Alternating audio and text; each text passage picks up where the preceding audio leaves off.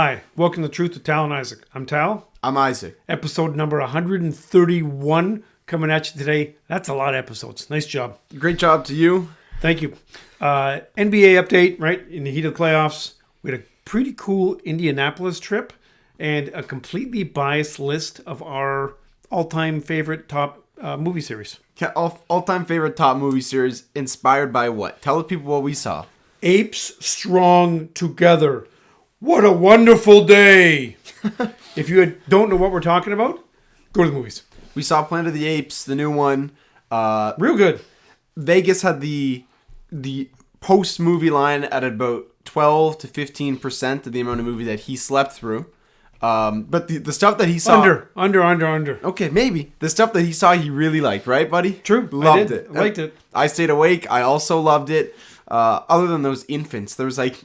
Oh my gosh. Random kids from the wild. Lots of infants that just wandered in from the jungle. Listen, I brought Isaac to things and Alexandra to things when they were a little bit too young. But if they were running around like wild animals, I would pick them up by their head and bring them outside. Yeah, just palm. Just palm them. Bring them outside. So there were these kids. So we went at, what day did we go on? Monday at 12:50.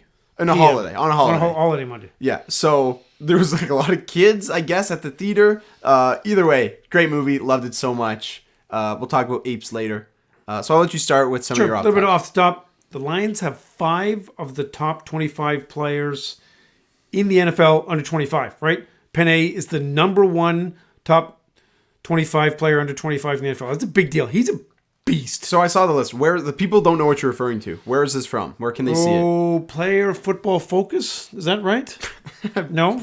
Pro Football Focus. Yeah, it was close. PFF. Come on, dude. Yeah, PFF. Yeah, that's pretty good. Was that it? I actually don't know. That was it. Okay. Just look it up. PFF, top 25, NFL, Lions. It's an indicator as to how young and how deep this team is and how much promise there is. Now, we talk about the Lions more in May than we should because realistically, the other teams that we bleed with make us cry. Like literally make us cry. Detroit Tigers, you make me cry. We took them out of the notes. We're not talking about them. No, we didn't take them out. You took them out, but they're still embedded in my memory of all the tears. Okay. Do something. Again, that's too much Tiger talk. Okay. They're 1 in their last 6. I needed another team that makes me cry. The Detroit Pistons, they hired the Alaskan assassin Trajan Langdon, went to Duke. He lived in Alaska, so they brought him down. He's a good shooter. Hopefully he's just given free reign to fire Weaver. Even I heard the rumor this week, maybe even fire Monte. So highest paid coach in NBA history, sucked terribly. I think they give him 1 more year, but I think Weaver's got to be gone, or they make him, the vice president of community affairs, and he doesn't really do anything. I'm not in a mental state to talk about the Pistons right now. I'm just absorbing quality basketball with the playoffs and like Apes movies. So I'm not. I spend a very small portion of my week looking at mock drafts, but I'm not really in touch with. So this guy played ball. Is that why you know him? Yeah, went to Duke. He was a good player. Did he play in the NBA? Not for a long time. Okay, all right. So maybe I think he played like he's a bench player. Played overseas a little bit. So maybe he can play for us too. Maybe he can give us 12 minutes a game. We need it. That's not a bad idea. Player coach, player president. Yeah. So I have nothing more on the Pistons. Just they'll be good at some point in my life. Okay. Shout out to our hockey fans because there's at least 7 hockey fans out there, and your playoffs have been good. Like Edmonton, double overtime win last night. Shout out to Uncle Dan, who's losing his mind in these playoffs. I hope cousin Theo got to stay up. Yeah, no, he made Theo go to bed at 8:30. No, Theo's actually allowed to stay up for these, but that's fine. It's my little cousin who's my guy. Anyway, it's interesting. Edmonton, Vancouver, so it's just nice to see Canadian content as well, which is cool. That series is done now. Edmonton, Vancouver. Yeah. Yeah, they play Dallas now. Yeah, they play Dallas now. Yeah, he hasn't watched a ton. I haven't watched a ton either, admittedly. We didn't watch a lot, no. I will watch some of the Oilers because it's on at like awkward times where I can throw it on for a bit. Or like, the Tigers are down 6-1. I'll put on the Edmonton game. That happened. So. Well, if the Tigers would be down 6-1, that would be if it's a 9:40 start, and then by 9:55 the Tigers would be down 6-1. Then you can turn on the Oilers game, which started at 9:30. Wow. Okay, what else do you have there? That's it. You erased the rest of my stuff. Good. So let's talk. What happens is I foolishly gave Isaac access to the truth notes, and he'll just delete stuff. Like what you should do is do strike through, not delete. Yeah, probably should do strike through. Yeah, do strike through. Sorry about that. Sorry about that. Sorry about that. No, look, like he writes down this lunacy, and we already have enough lunacy. It's what the show is built on. But it's like lunacy that's going to get us in trouble, or lunacy that like shouldn't be aired, like that story mom told at dinner last week. Like we can't talk about that. No, cannot talk about that. So no, there's a lot of things that I have to take out from his notes just for the safety of the community. Like, I have been an upstanding member of the community for 54 years. Thank you for your service. Yeah, I know you have, and that's why I'm trying to keep that image up, bro. I actually am. Okay. Take the tunnel. Take the tunnel. Okay. Now I'll talk about basketball. Okay, so we have Boston playing the G League Indianapolis Pacers right now in the semifinals. Isaac's going to talk about perhaps this is the easiest path to the finals ever. So the Celtics are good. They're deep. Tatum, Brown, White, Holiday, maybe Porzingis healthy for the finals. The Pacers are a funny team, right? Like Halliburton is a superstar that doesn't want to shoot within the three-point line. Siakam, every time he makes a shot, it looks like me falling down. So I don't like that take. Like he does good elbow jumpers, but when he's going to the rim and trying to do Kevin McHale moves, it looks like me falling down. But a lot of them go in. Like better. I like Spicy P, I really do.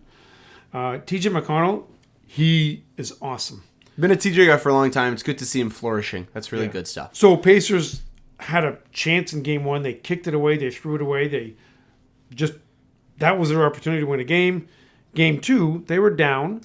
And double-digit comebacks in the NBA are the norm now. So they're down, I believe, 13 points in the game yesterday.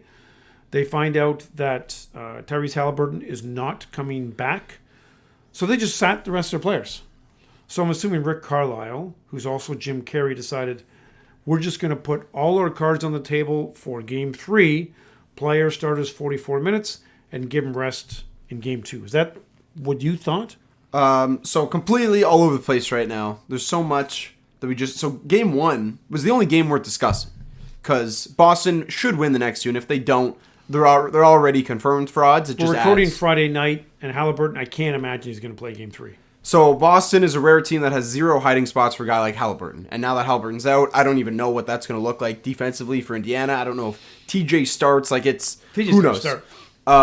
So I kind of wrote down like some things that need to happen for Indiana to win prior to game one. And some of it happened, right? So I'm like, Siakam's going to need to have a really good game and be super efficient. That happened. I said Halliburton's going to have to play well. We'll talk about the Halliburton scared to shoot stuff maybe later. It just kind of upsets me and confuses me. It's really weird because that isn't a thing in the NBA it hasn't been for a decade. You need red hot shooting from like Neesmith and Nembhard and Turner, and those guys were red hot game one. So that was their game. If Indiana was going to steal a game, it was going to be game one. When you're up 3 with a few seconds left, you foul. That's just what smart coaches do and smart teams do. Indiana couldn't get the foul off. I don't know if it's a Carlisle thing. They said they wanted to, but then they allowed a catch, whereas basically Brown caught it, squared up to the hoop. So if you fouled him, he's just going to go straight up. So the defense kind of was designed to allow them to get a spot up look, which would not let them foul. Yeah. So it's on Carlisle, it's on McConnell for not calling the switch, whatever. Very, very upsetting. Also, just a question. When you're up 3 and the other team is inbounding and you're on defense, why do you guard them inside the arc? Why don't you just make no idea 5-man kind of around the world type defense? Yep. I'm genuinely asking because we don't see this. No, I don't know. I assume they want to roll through screens and be able to match up properly. But again, with just a few seconds to play, if there's a guy who's 6'11" shooting and you're 6'2", you foul him. It doesn't. We're trying to apply logic where logic didn't apply. It was just it was a bad. And mix. I don't have a lot of NBA head coaching experience. Do you have a lot of NBA head coaching experience? 2K, I have some general manager experience. Okay, we were really good. So the blueprint to win: just go super super fast. They already go ridiculous fast. Go even faster. Shoot the lights out, which they did in game one. Best offense in the NBA and top 3 bottom defense or something. Yeah, I'm assuming the Pistons defense was worse. I don't want to talk about Pistons. Win the bench battle. Indiana did that game 1. 21 turnovers game 1. So to put that in perspective, that's 20% of their possessions. So every 5th possession, they're throwing the ball away. You can't win against Boston doing that. Nope. And then in the fourth quarter, their turnover percentage was 27.3. Good stats. Thank you. So basically, in the fourth quarter, for every 10 fourth quarter possessions, they threw it away 3 times. Can't happen.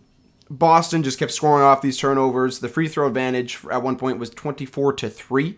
Oof. I think is worth just noting. And yes, I understand that Indiana doesn't go as hard to the rack as But Boston does. CP still takes it to the rack. And Boston TJ shoots a ton of threes. So it's not like kind of the Lakers thing. Actually, Boston's criticism was that they are too much of a jump shooting team. I agree.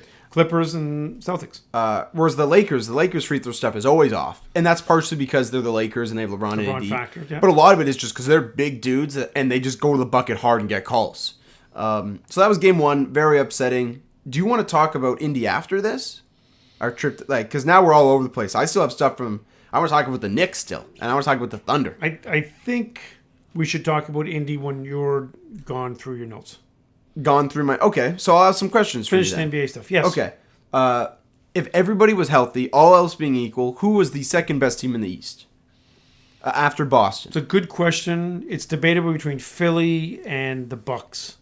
So I'm completely in disagreement with you. Knicks maybe, because Knicks had like 4 guys not healthy. I've been saying this for a long time. Fully healthy Knicks. I think going into the offs. That's kind of what I said. I said I like Knicks over Bucks and I like Knicks over Sixers. But they haven't been healthy for so long, I honestly forgot about them, right? Randall's been played in 4 months. And, I think they're better without Randall, but that's a hot take that I'll talk about. But Robinson's solid. OG tried to buy a hamstring off the black market and didn't really work so well. Yeah. You want to talk about the OG piece? No. They shot him up with some meds that made him really tripped out. I don't know if you saw the video pregame. No. He just he should not have played. We saw that quickly. No, he should not have played. Should not have played. Cleveland. Do you want to talk about the Cleveland controversies or no? Sure. There was 8 headlines that came within the night of them losing. 45 minutes of them losing. Go ahead. It's funny because there's always been like a lot of chatter about Cleveland, how the pieces don't mesh, and what are they going to do with D-Mitch because he's the superstar who doesn't seem really happy. Which isn't unusual, right? Like Harden's unhappy every couple weeks. Irving's unhappy every 3 weeks. Irving's on a hot streak. Just putting that out there. Yeah, I know. But he's going to implode at some point. It's going to happen. I agree. So as soon as Cleveland lost their series, all these terrible rumors about Allen not getting a shot to perhaps play, Garland unhappy with his role, Mobley saying they shouldn't have drafted me, and all they've done so far is fire Bickerstaff. That's all they've done. Real quick, what do you think the Knicks do? I know we talked about it a bit. They fired Bickerstaff. It looks like one of Garland or Mitchell is going to be gone for sure. What do I think the Knicks do? Did I say Knicks? I mean Cavs. Oh, I want Cavs. to talk about the Knicks later. Sorry. Yeah. They got to trade somebody. I think I believe they want to keep Mitchell because he's a true superstar. But if he says, listen, I'm not playing with you next year, then they'll have to trade him. Well, what's very, very possible is they trade Garland and probably Allen separately, and then they extend D-Mitch, and then in a year, D-Mitch is like, I want to go play for Miami, or I want to go play for whatever, Brooklyn or something, right? Sure. The Thunder. So the Thunder had a great run. They lost. Yeah, Thunder is super entertaining. Young team. Obviously, like a couple of fun Canadians that we like to watch. They need a guy. They need a big. They need somebody who can rebound. They need a big, and they need a 2. They don't really have a shooting guard, as we saw with the Giddey whole stuff there.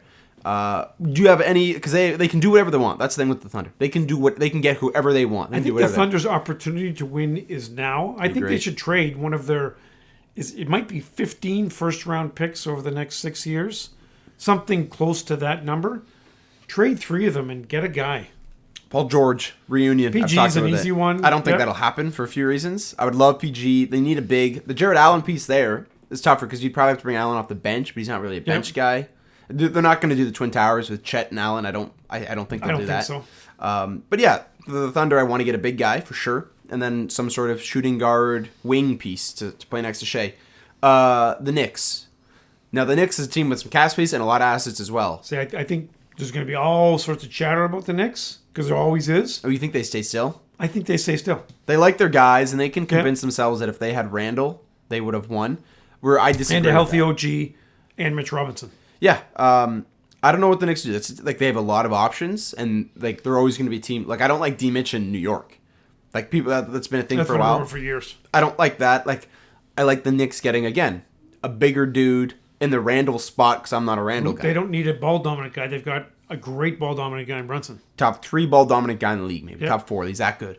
So that's what I got there from the second round. Mavericks, Timberwolves. I'll let you start with that. What do you have to say about that? Mavericks and Timberwolves. So Dallas kind of did an interesting thing. Basically what they did is they almost played zone defense and said, okay, Minnesota, beat us from the outside and forced them to shoot a whole lot of threes. And not the way they're designed, right? Like, Ant is probably the best downhill player in the league, and they didn't allow him to go downhill. Yeah, him and Giannis, I'd say. So, right? yeah, so pretty smart plan. It's going to be really interesting to see how they react, if they change lineups, if they decide to let, Cat and Ant, maybe Conley bomb away. I don't really know what's going to happen. Poor choice of words in today's climate. Sorry. Mike Conley, super important to the Wolves. But Luka's going to hunt him, and Luka hunted him. Yeah. Luka was so good game one, and we're on the Ant train. I think everybody is. If Sure. you're not, why aren't you, Yeah. actually? But, man, Luka cemented himself that I am better than Ant right now. Well, it's funny because Ant's getting all the headlines. Listen, if you need a guy to win a game, and let's assume that Luka's left knee is healthy, Luka's better. Also, I don't know. It looks like he gets shot, like by a gun. There's a bullet hole in his knee in the third quarter every game that pops up. You've seen this. Yeah.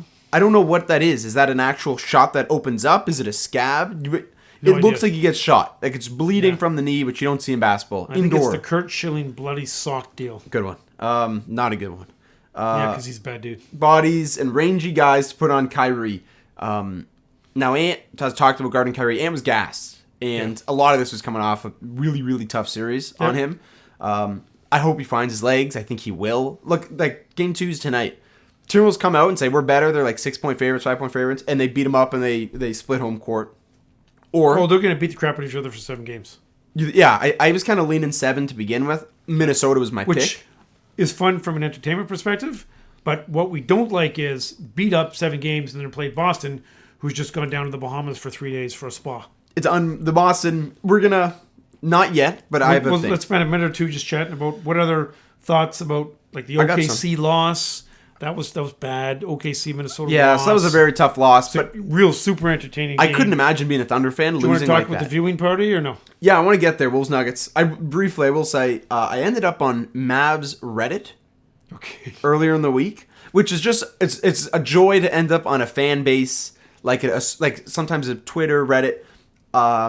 Someone on Mavs Reddit put out like, hey, we're playing 2 bigs with Minnesota. Is there any chance we see Lively and Gafford? And I don't think those 2 dudes have shared the court all year. No. But Lively has been like maybe the story of the playoffs other than it. Like Lively's been so good. Great story.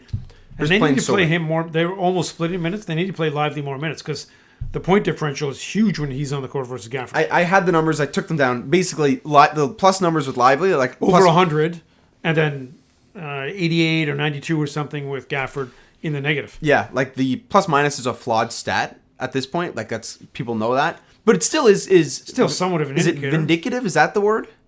An indicator or indicative of? Yeah, Yes. it's that. It shows you Lively's the man. Indicative? No, Yeah. indicative. Yeah, it's one of the something like that.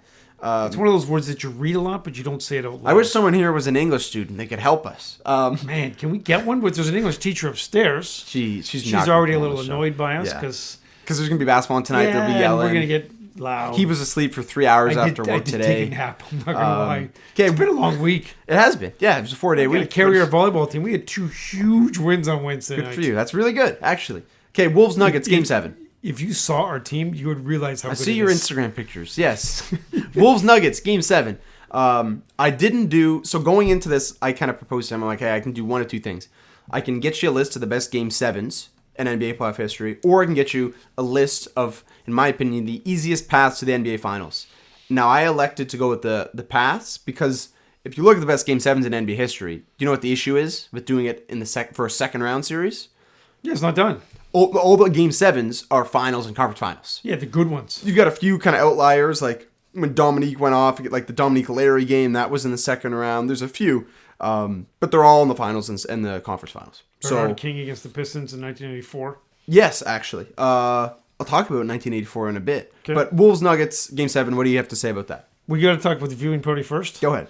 So Don't say anything that's going to get us in trouble. No, it's not going to get us in trouble, but it was a really interesting combination of things. So Uncle Dante, who's moved back to Windsor, bought a house about 100 feet from us. And so he was talking to his friend Big Pete, who's an awesome dude. And Big Pete's brother, I think, was the home inspector who said, "Oh, by the way, we used to live here when we were kids." Okay. This is a lot of lore. This is a lot of lore. So basically, we've got a group of people together watching this huge game. So Wolves Nuggets Game 7. Do you have any 7. thoughts on the game? Oh, yeah. Okay. It was a great game, super exciting. Like Minnesota was out, right? We had Brandon there, who's a big Minnesota fan, and he's kind of given up. And I had assumed it's done, and they just come back. And Ant had a terrible game, really shooting game, but he had impact in the second half. Cat played really well. Like I dislike Cat a lot, but he played good. Like that one tip-in dunk was awesome. It was almost like a dunk contest dunk, and Shea just made a mistake at the end and he went for a shot. So unfortunately, Shea didn't play in the Wolves Nuggets game. Ooh. He actually plays for OKC. Yeah, this is something different than I'm thinking of. Yeah, so why don't you take over, because I got a little bit lost and discombobulated. So you mixed up the Canadians, I think. I mixed up the Canadians, which is incredibly hard to do. Yeah, but it's a little. Is it racist if I'm Canadian? Okay, so okay, why don't you take over for a minute? Wow. So now I'm contemplating pausing it to edit, or should I? But I'm not going to. I'm going to leave it out there raw and cut. Just roll with it. Team Town Nation supports me.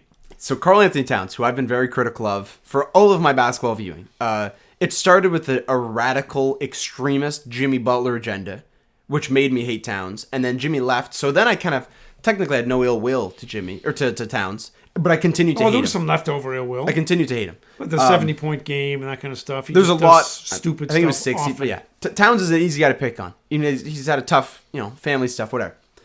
He stepped up in this series, but especially in Game 7. I wrote down, respect up Towns. I have so much respect for him now for bumping bodies with Jokic for 7 games and holding up far better than most in the NBA can. Holding up 15 times better than Defensive Player of the Year Rudy Fraud Gobert did. Yeah. We won't even talk about that. Whenever Jokic saw Gobert, it was like a Serbia versus French war. And it was just like it was a war zone in the paint. And Serbia just took him to the bucket. Serbia dominated. And then when Ant was struggling on offense, Towns was just like, all right, I'm the guy. I'm a 7-foot shooter. I can do whatever I want. I can get it to the bucket. I can shoot. And was creating his own and doing stuff I haven't seen from him. Yeah, playing good D. Great job, Towns. Really, really impressed here. And it made me happy. I'm now cheering for him now. Because I used to kind of cheer for Ant and then put up with the other guys. I'm cheering for Towns. I'm putting up with Gobert now. Respect down, Michael Porter Jr. He seems, I wrote down, wildly expendable. Now, by that I mean... Yes, but he makes $38, $40, and $42 million a year the next 3 years or something. You can talk a team into going after him, for sure. A team like, Orlando or Detroit, for that matter. Anyone that needs shooting. Don't. Do you know how many points Michael Porter Jr. averaged this series? This series? Yeah.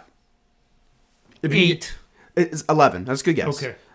11 points, 6 rebounds, 1 assist, 38% from the field, 30% from 3. He's terrible.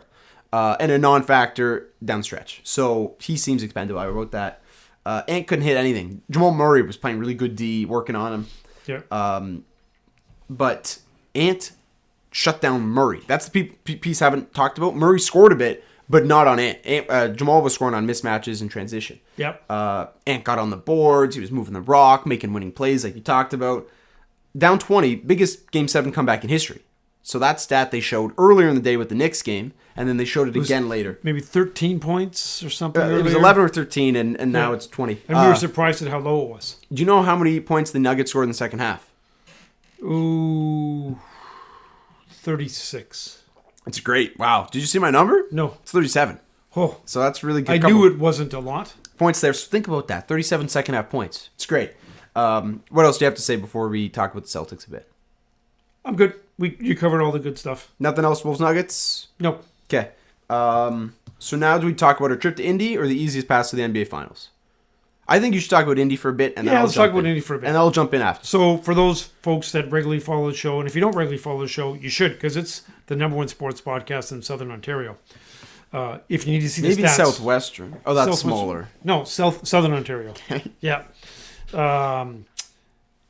We said we want to go see a playoff game. So about a week ago, it actually might have been exactly a week ago. I was just like, you know what?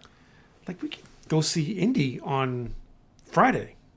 We're looking at it and we're like, yeah, that's going to be the Knicks So when the Knicks won, hang on. How did we know that Game 6 was going to happen for sure? Was it a Knicks win or was it a Pacers win? I think it was a Pacers win. When the Pacers won, it forced a Game 6 at some point. That's right. Yeah. So we decided, okay, we're going to go to Indy. And the funny thing is, I looked up tickets first. It was Sunday night, kind of late, probably past my bedtime. And I'm like, wow, $477 plus fees?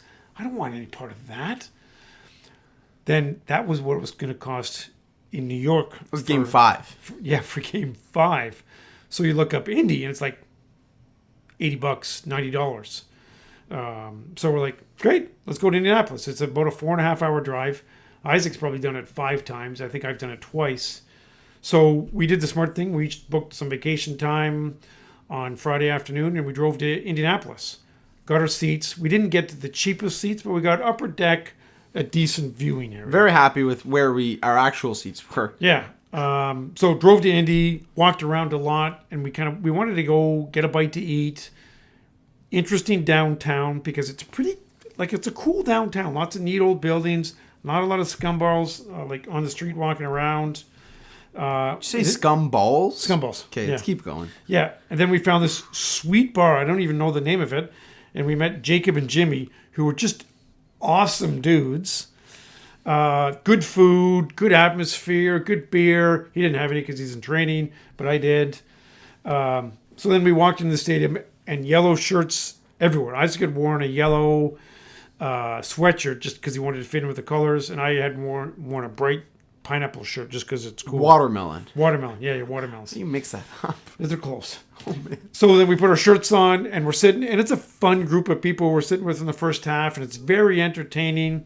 The crowd, super supportive and nice. Like Knicks fans would be there, and they weren't yelling at them. Like if Indiana Pacer fans are in New York, guaranteed they are getting screamed at and sworn at. They're getting like kidnapped in the lobby. Worse. Yeah.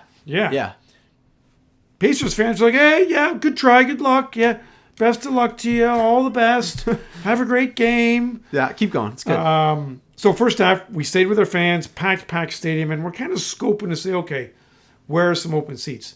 And there are hardly any open seats. Shout out to Indiana. They wanted this. This is a big Indiana deal. really wanted this, and we need to give a shout out to the Pacers staff. You're doing good. Good. It's like they hired 175 retired cops or retired elementary school teachers. Say, a lot of teachers, ex-teachers. And they were on it. Basically meaning like we couldn't get any, it was probably the hardest we've worked to get seats that weren't ours. Yeah. Now, we still ended up getting a couple of different seats that weren't ours. The first one, we just went down and sat there, and we got probably about 4 minutes into the third quarter. Those were good seats. Then we had a bit of a rough patch where we try and just sneak past people and go down. Then some dude in a suit chased us down, so we had to walk back up. And I had to make up an excuse about my wife. I don't know where she is. She says the tickets. It's just head down running. And usually that buys us some time. Not with these people. I need your ticket. You need to go. So we're getting a little sad. Not sad. Okay. And we're still watching the game. We're still going in and watching the game and you're standing here for a minute. You stand over here for a minute until commercial somebody break. kicks us out. It's very strategic in terms of when we're moving. Keep going. So the comfy couch, that was actually nice in the suite level. How did we get to the suite level? So we ended up in some section where the suites are. And there was really nice couches in the suite section. So you'd stand up and you'd watch the game, and then you go sit down for a couple minutes. It was really nice, really delightful. It was really delightful. But so then we tried to go down and get some seats, then couldn't. Then we got kicked out again. So we're like, okay, let's go right. So we go right, and there's an employee there who's, I don't think she's related to security in any way. So she's got to be social media. Yeah. So we were just standing next to her. So we've got our yellow shirts on, sitting next to her, talked to her a little bit, not much. And one of the guys from a section over that had kicked us out kind of saw us, but he had to guard his section because he does not leave his post. Right? None of those ex-cops or ex-teachers leave their post. They're serious about their job. Yeah. And at this point, we're thinking pictures of us are probably circulating around now. I changed my shirt because I needed to change a disguise. Good. Keep going. That's great. So we sat with her for probably... We stood next to her for probably 8 or 10 minutes of game time. And we were right next to a section that had a stanchion blocked off. So people are walking up from the stanchion, not sure where to go. So Isaac, on a number of occasions, just kind of pointed right. pretending he was staff. So I think people thought we were staff. Yeah. It was a good view of the game, and we're like, Great. okay, this is good. Finally, the ex-cop comes over and says, you need to leave. And then the employee holds up their employee badge and says, I work here. Okay. Then he looks at us and said, you guys need to leave. Yeah. So we're like, sorry, sir. We left. After directing traffic, fans were confused, but the roped off section, we're just like guiding helped out. them. They're giving us the nod of respect. It was good. So during that time, that planted a seed for future road trips, and we're just going to call it Team Khaki. So the next time we go to a place that we're not sure about how easy it's going to be, we're each going to wear khakis and then just team colors, and we think that'll get us some more time. Maybe even some fake little badges or something. Yeah, you're already pushing it a little bit, putting us in trouble right now. Yeah. The Pacers staff has probably seen this already. Yeah, They're probably. going to come to our house. So now it's the end of the third quarter, and we're like, okay, what are we going to do? And so we're walking outside, and again, Pacers fans are serious. They're not like at most other games that in between quarters, it's packed out in the concession stands. Not there. Yeah. That's when we see Braxton. Yeah. And shout out to Braxton. Him and his buddy were leaving their section, and it was a good section that had like security guard and roped off stuff at the very beginning before you even walk down. This is super, super low. This is super low and high priced. So we see them from about 50 feet away. I'm like, they're going, we're going to get their tickets. And Isaac's like, yeah. I'm like, yeah. So we go over, start chatting with them, and Braxton is loaded. And his buddy's kind of helping him out. So we're talking to Braxton, his buddy, trying to talk about getting tickets. Braxton's like, yeah, you can have our tickets for sure. So Braxton was probably hammered like 14 beers earlier. Yes. Like imagine the state of this guy was like he couldn't stand. Yeah, but he loved us. He loved us. So as while we're talking with Braxton, yeah, keep going. lady gives us a whole bunch of free food. Lady being a worker who works at one of the spots and no one's going because everyone's watching the game. So she just starts shoving like pretzels and stuff at us. Tater tot nachos. Like bring us water bottles too. Really? And I think she might have felt sorry for Braxton and just assumed we were all a mess. Yeah. Well, I had one beer. Isaac had 0 beers. Now, Braxton buddy had probably only had 9. He could still walk. Braxton, He was done. he was done. Yeah, it was going to be a tough couple days. So here's the problem. It wasn't just tickets that we could get. We had to convince the security guard because Braxton was all in. Braxton's like, I got you. I can figure it out. So Braxton brings us over to security. We explain the situation. Braxton explains it. Then we explained it in English because Braxton was just speaking Labatt's Blue at that point. And the guy's like, oh, I'm not sure. We're like, listen, we're just fans. We drove all the way from Windsor. We just want to watch the second. We just want to watch the fourth quarter. And then he's like, it is the fourth quarter. And then this. So like another guard comes over. I call them guards because they're guards. Yep. Officer, if you will. Officer comes over and he's like asking us what we're doing, and then because we have to get new wristbands. To get low, we needed to get a wristband in addition to a ticket. So Braxton's like, here's our ticket, but they couldn't figure out how to take the wristbands. We're trying to take the wristbands were like an ankle bracelet, kind of like pretty much. You know what? It's all they're retired prison guards. Yeah, actually, that's got to be it. Like Parole the Green officers. Mile. Yeah, that's it. So we then convinced the workers to give us these wristbands and tickets. Braxton then escorts us down low. Just to introduce us to people. Introduce us to the people that he was sitting with. Crazy grandma next to me and a couple other people in front of us. So then we watched fourth quarter, like, I don't know, and 15 it was awesome. rows up, near court level, like very, we very were close good enough seats. to be able to see exactly what was happening. Yes, we were. It was great seats. Shout out to Braxton. Thanks very much. Now, he somehow took your phone and typed in his Snapchat handle. I have to reach out. I'll reach out with you got to do that. a link of I this. thought you've already done that. Not yet. I will. Give him a link to this. Okay, Braxton, you want to come up to Detroit? We'll hook you up. But to be clear, we don't have access to the same tickets that you have. Yeah. So we'd get upper deck and we'd just find our way down. Yeah. So shout out Indiana. What else do you have? Ride home. We drove home from like, what were the timelines like? We left Indianapolis at about 11:15. We got home at 3:45. 3:45 a.m. we got 3:45 a.m. Yeah. Good stuff. Then we got some sleep and we woke up and did sod. We did sod. Yep. Anything else on the trip? Nope. Okay, that went on longer than I thought, but It it was did go good. on longer. But it was good. You did really good. Content. Really well organized there. So Boston Celtics. We hate Boston, even though Sorry, Uncle Phil. Even though dear Uncle Phil and dear cousin Colin are Celtics fans, and my grade 10 geography teacher or grade 9 geography teacher, Mr. Chitto, Boston fans. They have the easiest path to NBA Finals. What? No. Nothing. So the Celtics have a really easy path, and people are like, "Oh, we're haters because we hate Boston." So yeah, we hate Boston. That's true. But it's also like kind of objective. Listen, at this point. Our opinions are biased. It's our own podcast. If you want to have your own biased opinions, then do 130 episodes and then talk to us. That's a lot of mania that wasn't needed there. It was helpful. So I looked at the easiest paths because all the smart podcast guys we listen to say this is one of the easier paths, including Boston fans. So I'm like, all right, I'm going to do a deep dive. So I did some research and I gathered a list of the easiest paths to the NBA Finals since 1984. Why 1984? Because prior to that, it was just 2 rounds up to the finals. So it was not. And there were 3 games for the first round, 5 games for the second round, and then 7 for the conference finals. Correct. At the end. So I ignored everything pre-80s. I'm a huge Bill Russell fan as a dude, as a player. The pass that the 50s Celtics and the 60s Celtics faced, I'm just going to say not the best competition. No.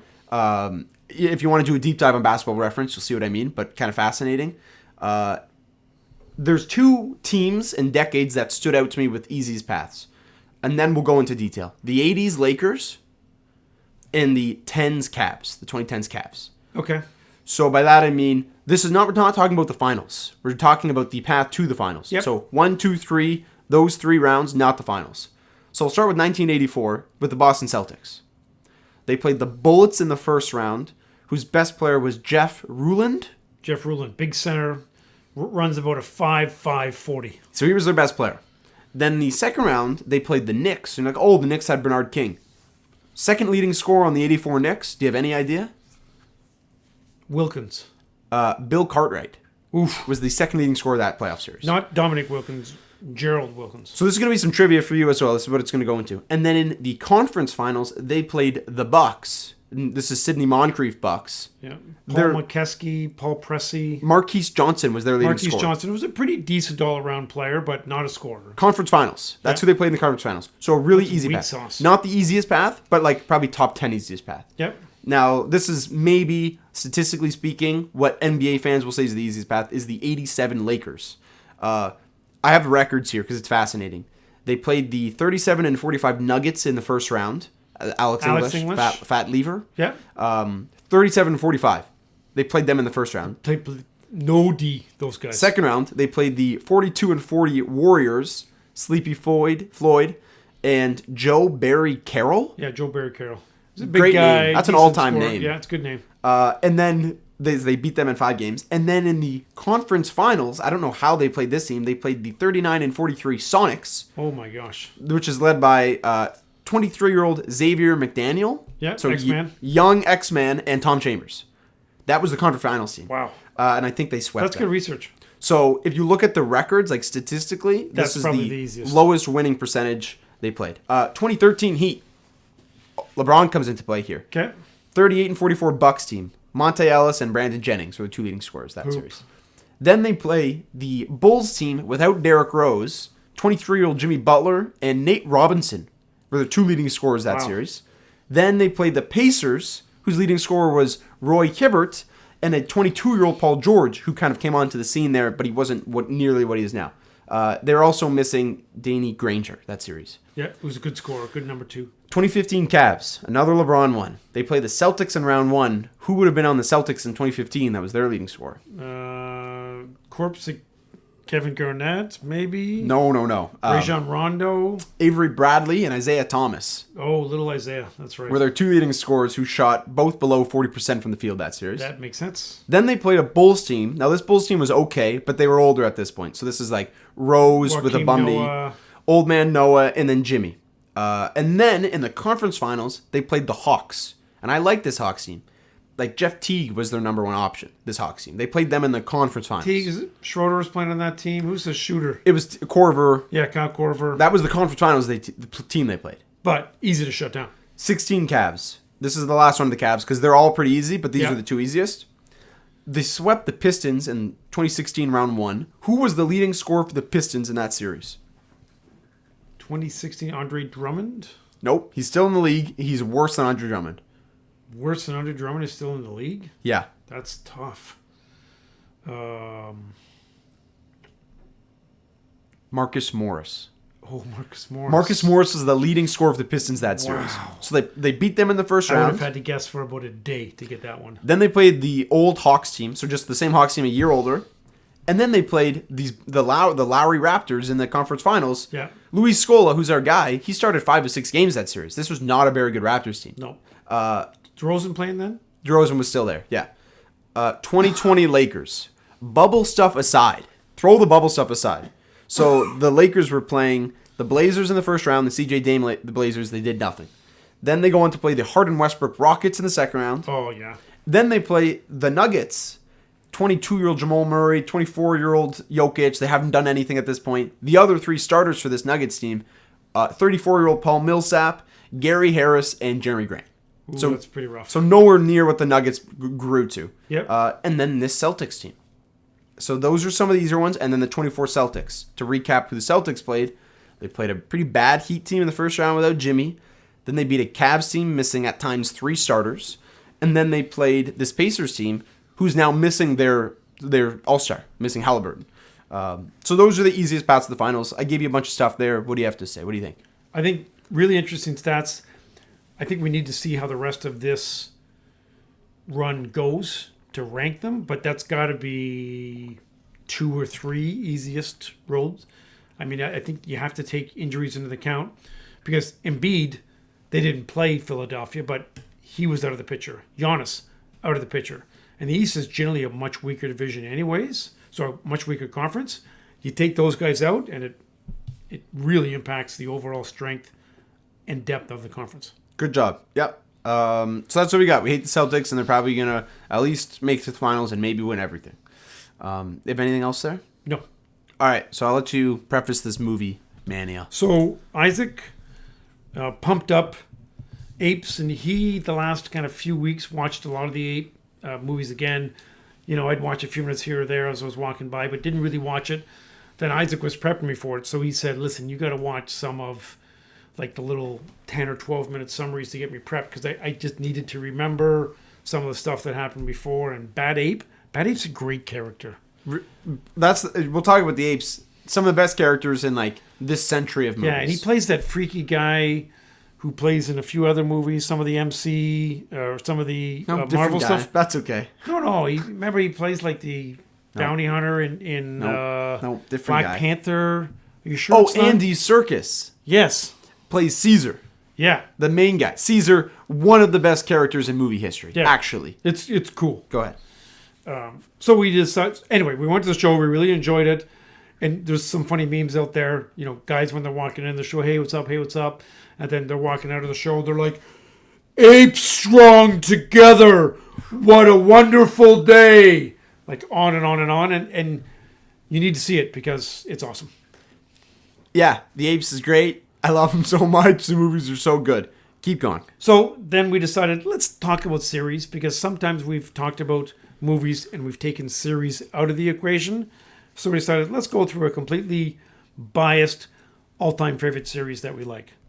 So, I mean, do you want to just go starting down from 10 on and go from there? Yeah, I'm sure you got some honorable mentions. I got some honorable mentions. This is very rough ranking. Very rough. I'm not going to lie, I didn't spend a whole lot of time on this. And I didn't. Anyway, so honorable mention, the James Bond series. I know he doesn't really like them, but there's some pretty entertaining stuff, especially the Daniel Craig ones. Mission Impossible, same deal. There's some entertainment there. This isn't my favorite, but a lot of people love the Harry Potter. I'll give Harry a little bit of credit. Dude, Harry Potter sucks. I beat that guy up. I hate Harry Potter. Sorry, but Spider-Man does not make my top 10. Okay. Didn't make mine either. Didn't make yours either. That's okay. So the Jason Bourne movies. Let me be clear. I put all the Marvel ones together. Yeah, more or less I did. Like Captain America's good, Iron Man, Thor, all those. I just put them all together. So the original Spider-Man movies, original Superman movies. I didn't want to have my entire top 10 of superhero movies. So honorable mention, Spider-Man, Superman. I don't have the Lord of the Rings trilogy in there. I got to rewatch them. I like them a lot, but I haven't seen them in a few years. The Equalizer movies we love. Those are awesome. Denzel Washington, the man. Oh, I missed Equalizer. That's a good one. It's borderline top 10 for me. Yeah. Paddington. Now, those who don't know what Paddington is. I haven't watched any. I watched a little bit of one of them. So the Paddington Bear is the character. Yeah. Just go and watch Paddington. It's really good. have I told our fans about my history with Paddington? Yeah, it's good lore. Isaac didn't know this, but I'm like, he's trying to tell me about Paddington. I'm like, did you ever play Paddington in a play? Because I was in grade 4, and I played Paddington Bear in front of the whole school, and I got a standing ovation. Yeah, you were Paddington, bro. That's you. Because we've talked about this. Whenever we watch a movie, I got like whipped cream and stuff over my whole face, and it was pretty funny. Well, he loves marmalade. He loves marmalade. We always talk about movies that we like. We just say like, it's about me. That's my biopic, right? Like, we're gonna talk about. I'll just do John Wick. John Wick. It's about me. I'm John Wick. Batman. It's me. Oh, I forgot John Wick. Dude, Paddington. I said it's about me. It's my biopic because I'm Paddington. He's actually Paddington. Okay, so you forgot John Wick. So that's already a good start. Okay. What else do you have? So we'll go with your 10. Just list a couple. Just group them. It's all good. Okay, I'm just going to throw like 7, 8, 9, 10 in those ranges. Indiana Jones, Ultimate Adventure, Swashbuckler, Die Hard. Listen, the rest of them were poop, but the first one was so good. That's why it makes the top 10. Again, I'm throwing all the DC ones together just because... What's your favorite DC movie? Wait a sec. I didn't include Dark Knight. I included the DC, like the the Superman ones. And then Dark Knight I put separate. Okay, that's good. So, okay. And what else did I miss? Back to the Future I got in there. Yeah, so do I. In India I talked about already. So I've got Indy. I just slotted Indy at 3. Raiders is like top couple favorite movie ever. I love Raiders. Yep. The others are good too. Back to the Future trilogy. Love 1, 2, and 3. Serviceable. All the DC stuff. I have Dark Knight really high. I love the Dark Knight movies. I got Dark Knight high. So there's a few there. I'll list a couple. The Apes movies. So the new Apes movies, the 4 that came out in the past like 15 years, those are awesome. I love them so much. You should watch them. They're on Disney. They're actually good. Don't watch the sequels from the 70s. John Wick, briefly talked about. John Wick 1 to 4. Love them so much. Real good. And they stayed good, which is nice. They got better. 4 is the best of the series, I think. Probably. And then I'll do the Rocky movies. I'll just get those off the bat now. I had Rocky movies a little bit higher, but real good. Rocky, super high. Like, we can't put Rocky in any movie rankings because it would just be Rocky movies. So that's why we have Rocky here. What else do you have? So, again, a couple you mentioned, Back to the Future. Bourne movies. I really enjoyed the Bourne movies. I read all the books. The books are set in the 1970s, so it's just kind of neat when Jason Bourne has to stop at a cell phone at some highway outside of Paris to make a phone call to find out what's going on. That was really neat. The DC movies, throwing them all together. Indiana Jones we talked about. Die Hard we talked about. Now I'm jumping into Apes. Yes. And then Rocky. And I just have my top 2 left. So Avengers, Infinity War, Endgame, whatever you want to group those. Love those. What do you have that at? I have it at 7 unofficially. Ah, okay. I got it much higher. So I have it after Dark Knight after Dark Knight, before John Wick. Oh, I think I might have missed Dark Knight. But it's okay. The order doesn't matter. It's loose. I love the Avengers movies. These are series that you should just watch. So I have 3 left. So I'll let you go. So, I have 2 left. So Star Wars and Godfather? Oh, I have 3 left. Sorry. Godfather, Marvel, and Star Wars. Okay, you can talk about each of those for a bit. Whatever. So Godfather, again, historical drama based on the Mario Puzo book. Some of the books just are a lot better than the movies, so it's like, oh, that's disappointing. I think this is an example of a great book and great movies, especially 1 and 2. 3 was just okay. Read the book, watch the movies, Godfather, and it ages so well. Yeah, so I'd watched Godfather like when I was far too young, and then I rewatched it probably 5 years ago, and then I rewatched it like a year ago, last few months. And I kind of went into it like, they're good. They're probably not as good as everybody says. They're somehow better than whatever. Like, they're that good. Yeah. 1 and 2 are like unbelievably good. So I love those. What else do you have there? See, the Marvel I like there are movies individually that are better, but Marvels are just the blockbuster movies with so many good characters and so many good storylines. That's why I've got it ranked second overall, just because cartoons and comic books and little kids like them and old guys like them, and our crazy next door neighbor wears a cape and she likes them, and yeah, it's good stuff. Yep. So I have Dune 1 and 2 really high. This guy still hasn't seen Dune 2. I haven't seen Dune 2. Dune is great. Dune, both of them, awesome. I need to see Dune. Didn't read the books. Didn't read the Godfather books. I'm a movie guy. Reading books, it's more nonfiction. It's where I dabble these days. But yeah, some good stuff there. What else do you have? Number 1, I got Star Wars. Okay, talk about Star Wars. Talk I about just think it's 1977. a classic adventure, good stories, really good characters. And probably the best movie of all these listed, or one of the top couple, is Empire Strikes Back, where the bad guy wins. Like, that's a little bit different from my perspective, because I like going to movies and being entertained and having the good guy win, the underdog, the person that everybody counted out. But the bad guy won in Empire Strikes Back, and it was still a great movie. And if you look at some of the tech that they used, like when they were getting the phaser blast, do you know how they were getting that sound? They were like taking a stick and hitting it against like an electric cord, like that hooks up to one of those great big things that made a kind of neat reverberating sound, to today where they've just got great sci-fi and great special effects. So many good ones. Right? Rogue One, that was awesome.